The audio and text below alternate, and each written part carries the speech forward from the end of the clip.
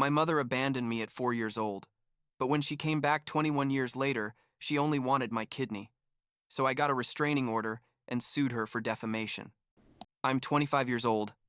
I work in tech as a software engineer. I'm engaged to the most incredible woman in the world. And a few months ago, my life turned into one of those telenovelas that you watch and think, this can't be real. It's too exaggerated. But I swear everything happened exactly as I'm about to tell it. The thing is that my biological mother, who abandoned me when I was 4 years old, reappeared after 2 decades wanting to reconnect, and it turns out all she wanted was a kidney. Yes, you read that right, a damn kidney. But let me start from the beginning because this story is way more complicated than it sounds. I don't have many memories of when I was 4 years old. Honestly, my brain basically blocked out that entire period because I guess it was traumatic or something. But what I do know is that one day, my biological mom, Brenda, just left me with the neighbors and never came back. Just like that. Like someone dropping off a package at the door and leaving. The neighbors, called social services. There was this whole legal process I don't really understand because I was too young. And eventually my Aunt Valerie, who was technically my great aunt but I always called her aunt, legally adopted me and raised me as her own son. And when I say she raised me well, I mean she gave me an incredible childhood. You know, with love, stability, everything a kid needs to grow up without feeling abandoned or less than anyone. I grew up thinking that Auntie Valerie was simply my mom, period. She never hid the fact that she had adopted me, but she didn't make a big drama out of it either. She was simply my mom and I was her son, just that simple. We lived in a small but cozy house. I had cousins who were basically my brothers, especially Isaac, who's my age, and who I grew up doing everything with. Video games, sports, getting into typical kid trouble. My grandparents were also super present in my life. Family Sundays, birthdays, all that. I never lacked love or attention. And honestly, I never thought much about Brenda because to me, she simply didn't exist. She was like an abstract concept of the woman who had me, but nothing more. When I turned 18, Auntie Valerie sat down with me and told me the whole complete story. I mean, I knew I was adopted, but I didn't know the specific details. She explained how Brenda basically abandoned me without explanation, without leaving contact information, nothing. She disappeared off the face of the earth. I remember I asked her if she knew why Brenda did that, and she just shook her head and said, "I don't know, son." And honestly, it doesn't matter, because you've always been my son, and nothing changes that. And she was right. Nothing changed. I continued with my life, went to university, studied computer science, got a good job, met Kimberly, who is now my fiancée, and Brenda remained just a name on old papers stored in some drawer. Things got weird like 6 months ago when I received a message on social media from a woman claiming to be my biological mother. At first I thought it was spam or some kind of scam. You know, there are all kinds of crazies out there. But something made me open the message and read it completely. It said her name was Brenda, that she had been looking for me for years, that she deeply regretted what happened when I was a child, that she deserved to have a relationship with her son. All those phrases that sound nice, but that honestly made me feel like someone had kicked me in the stomach. I showed the message to Kimberly, and she immediately said, "This smells fishy, be careful." But she also said she would understand if I wanted to at least hear what Brenda had to say. I told Auntie Valerie, and she, being the incredible person she is, told me she would support whatever decision I made, but that I had no obligation to give the time of day to someone who abandoned me. I talked to Isaac too, and he was more like, "Send her to hell, brother. Where was she all these years?" But I don't know. There was a part of me that felt curious. Like, why did she abandon me? What happened in her life? What did she ever think about me? All those questions I guess any adopted person asks themselves at some point. So, after thinking about it for like a week, I responded to the message. It was super brief, like, "Hi, I received your message. I'm willing to meet once to talk, but I don't promise anything more." And she responded immediately, as if she had been waiting glued to her phone. We agreed to meet at a neutral coffee shop, a Starbucks downtown, because I didn't want her to know where I lived or anything personal yet. I told Kimberly to come with me and stay at a nearby table in case things got weird, and she agreed without hesitation because she's the best. The day of the meeting, I arrived like 10 minutes early and I was super nervous. My hands were sweating and I had that feeling in my stomach like when you're about to give an important presentation at work. Brenda arrived on time. I recognized her because she had sent me a recent photo, and she was like 48 years old at that time. She looked fine, normal, like any lady you see at the supermarket. She approached with a huge smile and tried to hug me, but I took a step back and extended my hand for a formal handshake, establishing boundaries from the start. She looked a bit hurt by that, but recovered quickly and we sat down. The first half hour was basically her talking nonstop, telling me her version of what happened 20 years ago.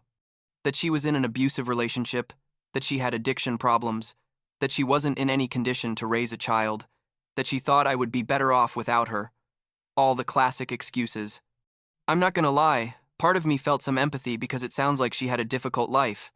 But another part of me was like, okay, but that doesn't explain why you never tried to contact me afterwards. Why you disappeared completely. When I pointed that out to her, she got a bit defensive and said that she had overcome her demons, that she had married a wonderful man named Raymond, that she had a stable life now, and that's why she felt it was the right time to reconnect.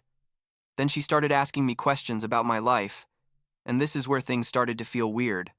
She didn't ask me about my interests, my hobbies, my dreams, nothing emotional or personal in that sense. She asked me where I worked, how much I made approximately, if I had savings, if Auntie Valerie had left me any inheritance for when she retired, questions that honestly made me uncomfortable. I tried to divert the conversation several times, but she kept coming back to money topics or financial stability. At one point she said something like, "It must be difficult in this economy. If you ever need financial help, let me know." Which was super ironic considering she abandoned me and Auntie Valerie, paid for absolutely everything in my upbringing. The meeting lasted like an hour and a half and I ended with a bad taste in my mouth. I couldn't explain it exactly, but something didn't add up. When I left and met Kimberly at the car, she immediately noticed my face and asked, "How was it?" And I just said, "Weird. Very weird." If something feels wrong, it probably is. During the following weeks, Brenda bombarded me with messages. Every day she would write me, send me photos of her current life, tell me about her husband Raymond, who apparently didn't know I existed until recently, invite me to family dinners, basically trying to force a relationship that I clearly wasn't ready to have. I would respond occasionally out of politeness, but keeping the responses short and cold. Then one day she sent me a message saying, "I know, maybe you're not ready to call me mom, but I would love to be able to support you financially. I know young people your age sometimes have student loans or debts.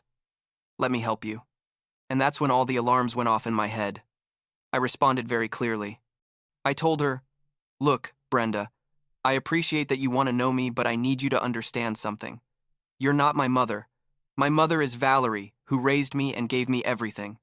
You were the person who had me biologically and who decided to abandon me. Those are the facts.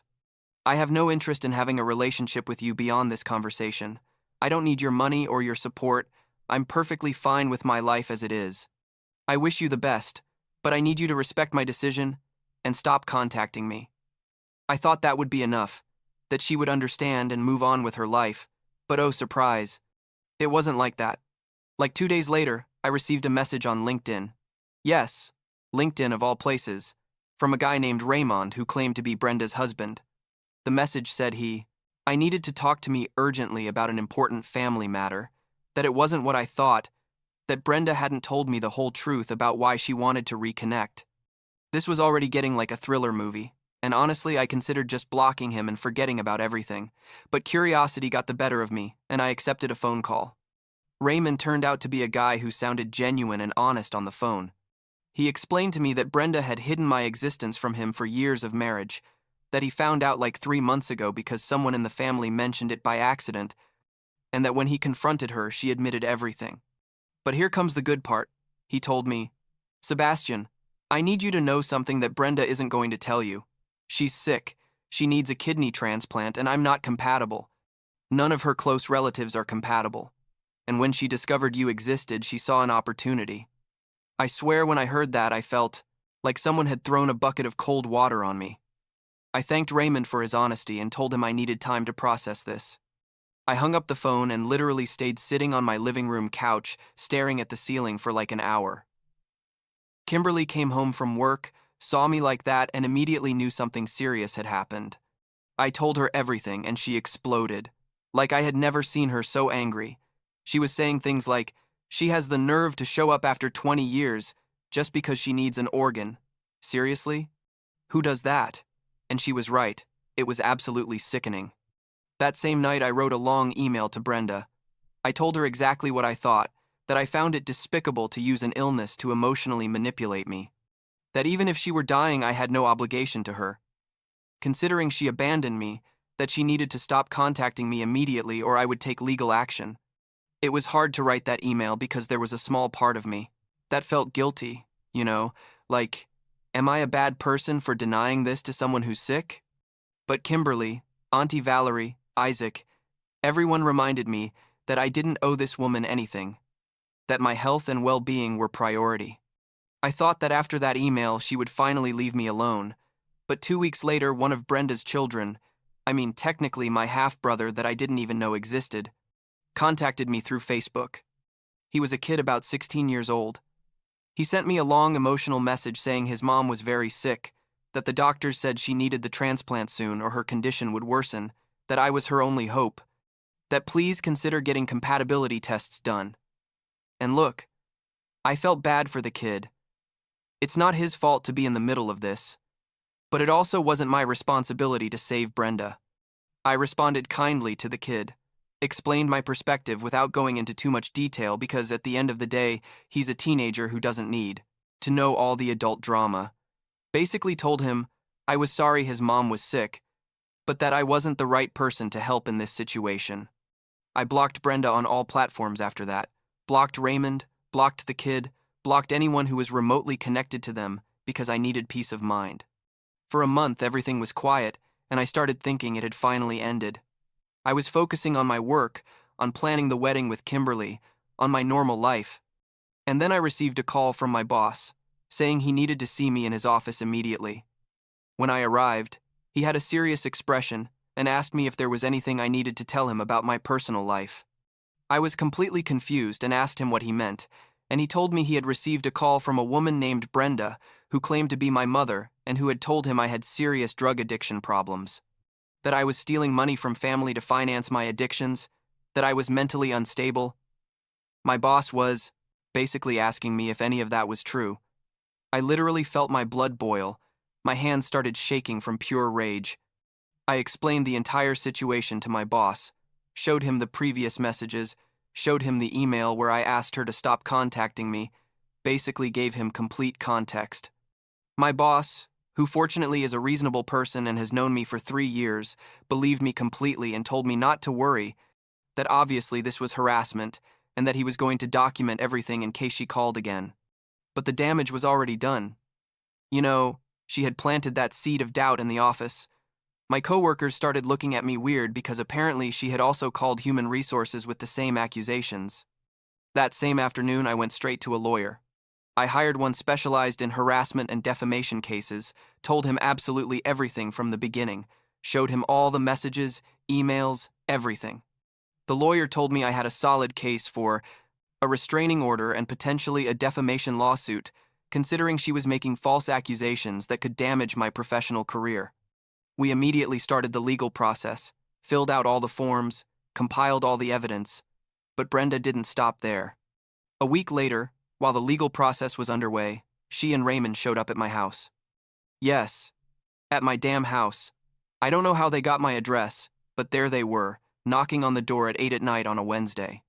Kimberly was with me, thank God, and when I opened the door and saw them standing there, I froze. Brenda immediately started with a dramatic speech, crying, saying she was dying, that I was her last hope, that how could I be so cruel to deny her this, that she gave me life, and I owed her at least this. Raymond was behind her with an uncomfortable expression, clearly not wanting to be there but supporting his wife. I told them very clearly, you have 10 seconds to leave my property or I'm calling the police. You don't have permission to be here. You're violating my privacy. Brenda completely ignored what I said and continued with her drama. So I took out my phone and literally dialed 911 inches front of them. That made Raymond react, and he started pulling Brenda back to the car. But before leaving, she screamed something I'll never forget. She said, "You're ungrateful. I gave you life, and this is how you repay me. I wish you had never been born." Those words felt like a stab, but honestly, at that moment they only confirmed that I had made the right decision to distance myself from her. The police arrived like 15 minutes later. By then they had already left, but I made the official report anyway.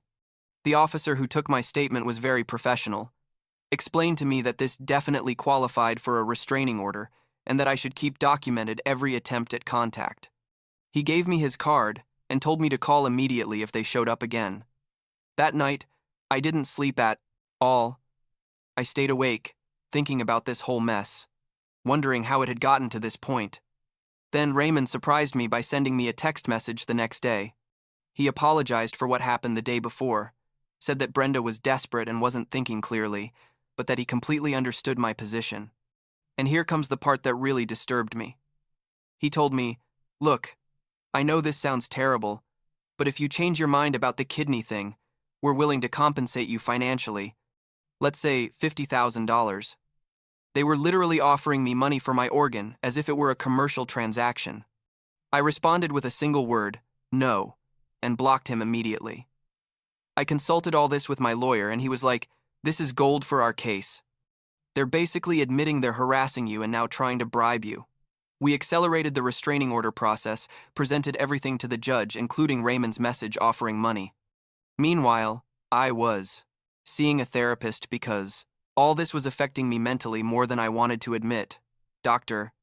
Sullivan, my therapist, helped me process all these conflicting emotions, the anger, the betrayal, the guilt I shouldn't feel but felt anyway.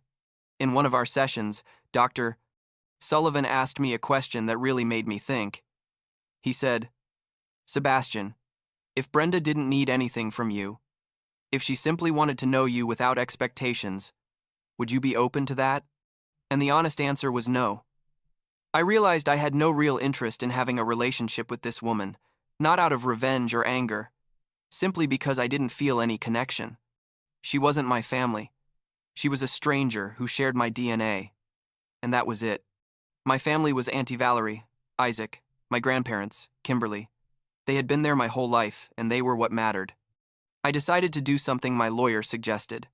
I wrote my complete story on a public blog and shared it on social media. I didn't use Brenda's or Raymond's real names for legal reasons, but I told the entire situation from beginning to end. The response was overwhelming. Hundreds of people commenting that they had gone through similar situations, that they understood perfectly, that I had done the right thing by establishing boundaries. There were also some negative comments from people saying I should help because she's my mother or blood is more important, but the majority of people supported me completely. Publishing my story was cathartic in a way I didn't expect. It was like taking all this weight off my shoulders and saying, "This happened to me and I don't have to feel guilty about my decisions." Brenda apparently saw the post because my lawyer received a letter from her lawyer, threatening to sue us for defamation, which was ironic considering she was the one who started defaming me with my boss. My lawyer basically responded to them with all our evidence and told them that if they wanted to go to court, we would be happy to present everything publicly. And after that, they went quiet. The restraining order was approved like 3 weeks after the hearing. The judge heard all our evidence, heard my boss's testimony about Brenda's call, saw the messages, everything. Brenda tried to defend herself, saying she was just a desperate mother trying to save her life, but the judge wasn't moved and approved the order for 1 year with possibility of renewal. She was prohibited from contacting me directly or indirectly, approaching my house or workplace. Basically, any form of communication was prohibited. We also proceeded with the defamation lawsuit against Brenda for the calls to my work. My lawyer explained to me that these cases are complicated and can take time, but we had solid evidence that she made false statements with the intent to damage my professional reputation. Honestly, I wasn't so interested in the outcome of the lawsuit or receiving money.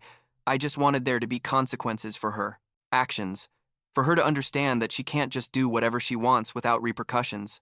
The following months were relatively quiet, legally speaking, but emotionally it was a process. I continued going to therapy, talked a lot with Auntie Valerie about everything that had happened, and she was incredible as always. Never said, "I told you so," or made me feel bad for having initially tried to meet Brenda. She just hugged me and told me she was proud of me for establishing healthy boundaries. Isaac was also a huge support, like that brother who's always there for you no matter what. Kimberly and I decided to move up the wedding a bit. Originally, we were going to get married next year, but after all this drama, I felt I needed something positive in my life, something to focus on that wasn't all this toxicity. We got married 2 months ago in a small, intimate ceremony with just close family and friends. Brenda obviously wasn't invited, and thanks to the restraining order, she couldn't show up even if she wanted to. It was the happiest day of my life, surrounded by the people who truly matter to me and who have supported me unconditionally. The last update I have is that the defamation case is slowly moving through the legal system. My lawyer says it will probably be resolved in the next 6 months. About Brenda's health situation, honestly, I don't know anything, nor do I want to know. I've made peace with my decision and I don't feel guilty about it. Raymond tried to contact me one more time through a mutual friend after the wedding to tell me that Brenda had found a compatible donor on the waiting list. I don't know if it's true or if he was just trying to make me feel better, but either way, I didn't care. What I learned from this whole experience is that family isn't defined by blood, but by actions and consistent love.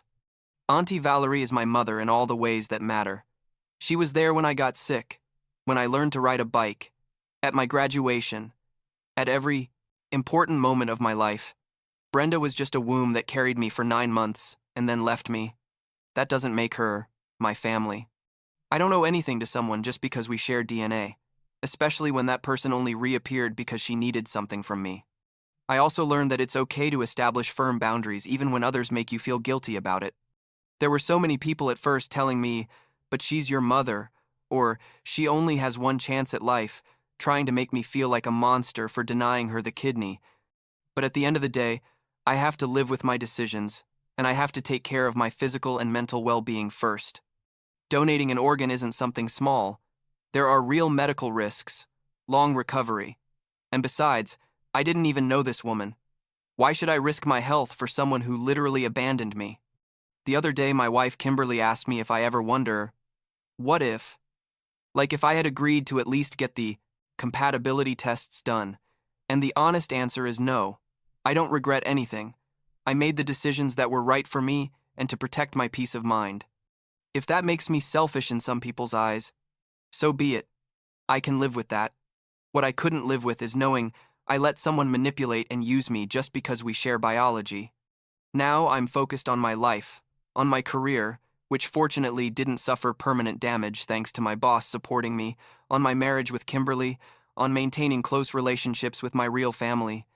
Auntie Valerie is 62 years old now, and I want to make sure to spend as much time as possible with her to take care of her when she's older, like she took care of me. Isaac and I are planning a trip together next summer, something we always wanted to do but never had time. These are the things that matter, the real connections, the people who choose to be in your life day after day. If Brenda is reading this somehow, which I doubt but you never, I know, I want her to know that I don't hate her. Honestly, I don't feel anything toward her, and maybe that's the worst part for her. Hate requires emotional energy that I simply don't feel like spending on someone who means nothing to me. I hope she finds the help she needs, that her life improves, but that has nothing to do with me and never will.